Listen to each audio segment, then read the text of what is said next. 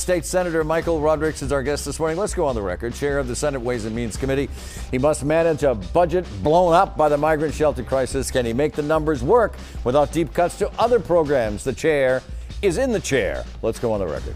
From WCVB Channel 5, the inside word from Washington to Beacon Hill. Today's newsmakers are going on the record. Welcome to OTR, everyone. I'm Ed Harding, along with News 95's political reporter Sharman Sacchetti. It's great to have you with us this morning. And with us, as you can see at the table, is the state senator, Michael Rodrigues, a Democrat from the South Coast.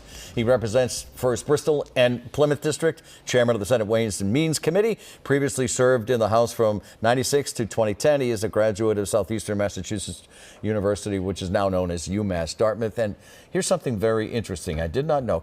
I love the way you said your name in Portuguese. Can you say your last name in Portuguese, please? Rodrigues. Rodrigues. See. That's beautiful. Yeah. That's beautiful. Isn't it pretty? It's a beautiful language. It's a beautiful name. Yes, It's a beautiful yes, name. Great to yes. have you with us. Thank you. Thank you. Thank you for having me. Thank you. Thanks for being here. So let's start with the migrant shelter crisis. You're a lead negotiator on a bill that would pour hundreds of millions toward the emergency shelter system. It's $1 billion issue right now. It's dominating everything Beacon Hill is doing. What is most important to you in the process? What's the most important thing you want to see done in this bill? I want to ensure in this bill that we create a glide path, a pathway to a sustainable budget issue going forward. The Senate's bill, we think, accomplished that. We authorized the governor, the chief executive officer, to expend over the next 15 months a declining amount of money each month out of the so-called transitional escrow account, and we can talk about the transitional escrow account. That's something else differently, but it's a reserve fund essentially. It's a more fluid reserve fund than the stabilization fund. Correct. You're right. It was created in with all the surplus revenues that we had in FY 22 and 23 because of all the federal money that flowed into Massachusetts. I mean, this has really blown a hole in the budget. Can I just ask you? Yeah. We see the emergency shelter report that goes to lawmakers every couple of weeks from the administration. Do you have a hard number on how many migrants? It seems like we know how many families, but we don't really know how many migrants. How many people? I don't have it off the top of my head, but they have a very good estimate. We've capped the number in the emergency shelter program at 7,500 families. And remember, in the emergency shelter program, we're talking exclusively families, so not individuals. So think of mom and dads and children, or many times if you do that basic math, what? If 7,500, if it's 2.5, you're talking about 15,000, 20,000 people. Correct. Easily. Correct. So what do you say to the taxpayers in Massachusetts that keep coming, who see billions and billions, billions going to the shelter crisis while other programs and services are seeing cuts? I would say help us. Balance that? Help us, because this crisis was created by the federal government. Congress dictates what immigration policy is. Congress declares who is a legal resident, who is not a legal resident, who's seeking asylum. But it's the state's problem. But it's the state's problem. Issue. I'm not going to call it a problem. It's a state's issue. We're holding the bag to fund this issue. We are going to be compassionate. We are not going to let families, women and children sleep on the streets. That's not what Massachusetts is all about. But all this influx of these newly arrived immigrants seeking asylum, they're here because the federal government opened the door. Fine. Well, help us, with the funding. And instead, even when there was a bipartisan bill put forward in the Senate, they pulled it. I do just want to ask you about limits. Lawmakers are seeking to put limits on stays. Do you on how long people can stay in the emergency shelter system? Some advocates have criticized that. And they say that could just mean more people end up in the street. Do you think that's possible? We think the way that we are proposed it, where we are ramping down the only thing we have control over in the legislature is the appropriation. And this program is subject to appropriation, which means if we appropriate less, then they have less money that they can spend on the system. We don't do it overnight. We don't shut the spigot off overnight. We do it over the next 15 months. The last quarter of FY 24, we will continue to fund it at the current expense of $75 million per month. Think about that. It's a lot of money.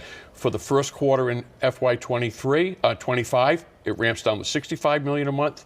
Next quarter, 55, 45, 35. So that we are back at the sustainable level. And it gives the administration the time and the warning that that's all the money you're going to get, manage it, and figure it out. Governor Healy has put into effect what she calls the hiring controls on certain positions in the state until the end of the month of June. The administration says it is not a hiring freeze. It's a soft. It's a soft, okay, Yeah. there you go. Yeah, it's soft. Public safety and other jobs are exempt. This is to manage declines in revenue projections, right? So why do you think the state is bringing in less?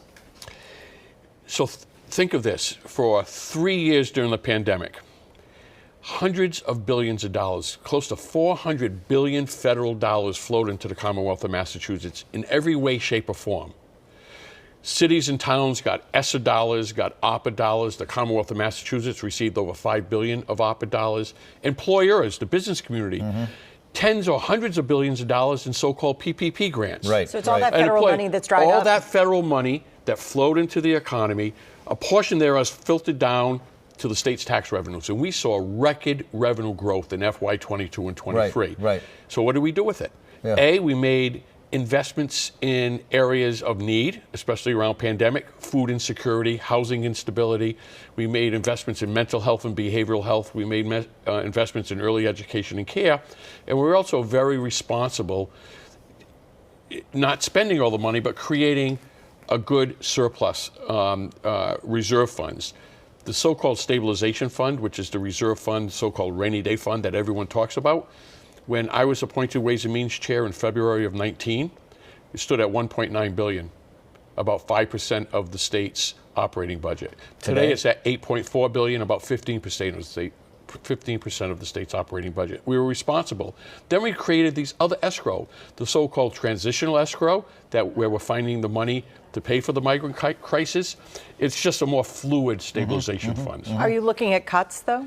We're not looking at cuts. We finally, March numbers came in for the first time of 9 months above benchmark. So That's good news, but that's 1 month. That's 1 month, and it only digs us halfway out of the hole that we're in.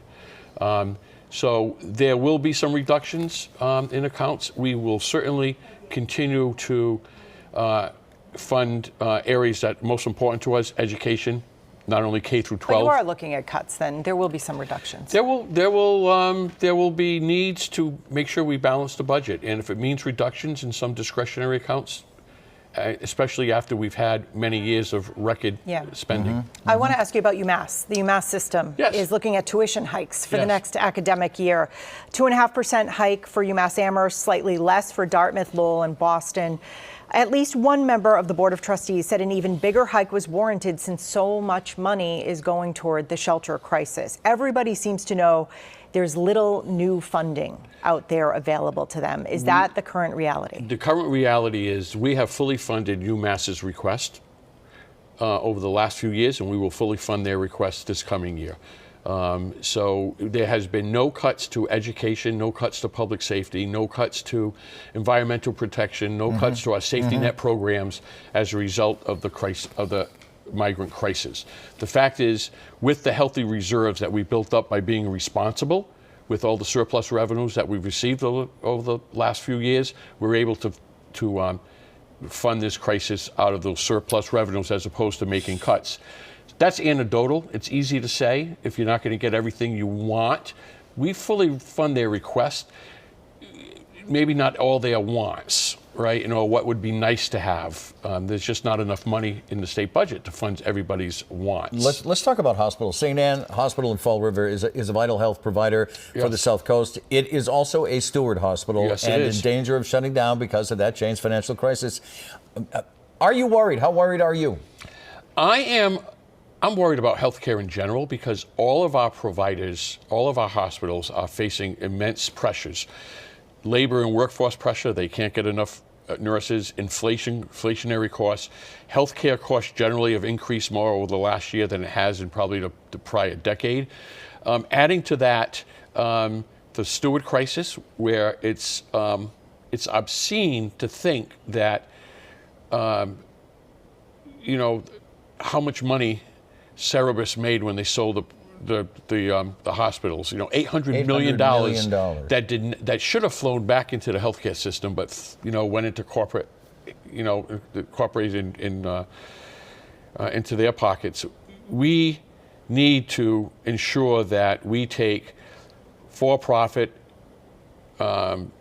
equity-based companies out of the healthcare system. There should be no room for that in our healthcare system. Are you at least considering guide rails, maybe potential? Everything I know there is was a on the hearing. table. Everything is on the table. We are trying to, first of all, navigate through this current immediate crisis. Yeah.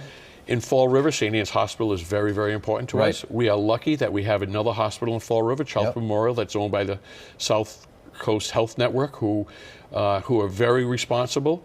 But I look at Brockton. Right. Brockton Hospital's closed. All they have is Good Sam's. What's going to happen there if Good Sam's closed? It's critical. Yes or no? Can the governor or the legislature affect change and fix the problem? We have to.